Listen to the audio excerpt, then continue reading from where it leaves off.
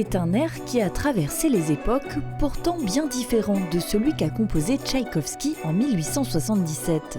Dans cette version revisitée du Lac des Cygnes, la compagnie L'éolienne s'est réapproprié l'un des ballets les plus célèbres au monde.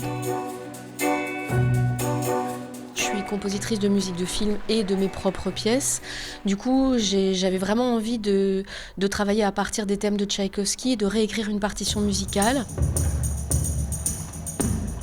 Et j'ai travaillé avec des instruments du monde. J'avais aussi beaucoup envie d'avoir à la fois ces instruments classiques avec des cordes, avec la harpe, mais aussi avoir du ukulélé, du djouras, du cymbalum, qui est un instrument d'Europe de l'Est que j'aime beaucoup.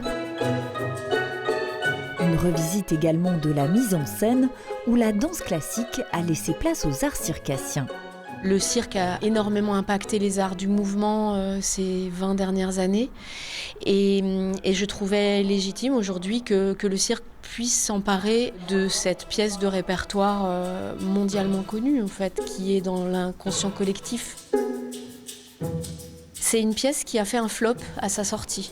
Total. Tchaïkovski, par exemple, n'a jamais connu le succès du Lac des Cygnes. Et c'est une pièce qui a eu du succès à travers le temps, à travers toutes ces réécritures qu'il y a pu y avoir. Nureyev, Mats Ek, enfin il y en a eu beaucoup. Une œuvre intemporelle donc, présentée ce mardi après-midi à la rotonde de Thaon-les-Vosges, devant près de 700 scolaires dans le cadre de la programmation Seine-Vosges. Dans cette version contemporaine, 6 cygnes mi-homme, mi-oiseau, dont les corps se mêlent, rappelant notre lien à la nature. Pourquoi remonter une pièce de répertoire si c'est pas pour apporter quelque chose qui résonne dans nos quotidiens, dans aujourd'hui. Donc c'est vrai que j'avais envie de revenir à cette image du cygne, cette image de l'animal. On vit, on est des espèces vivantes qui se partageons un même environnement, une même planète.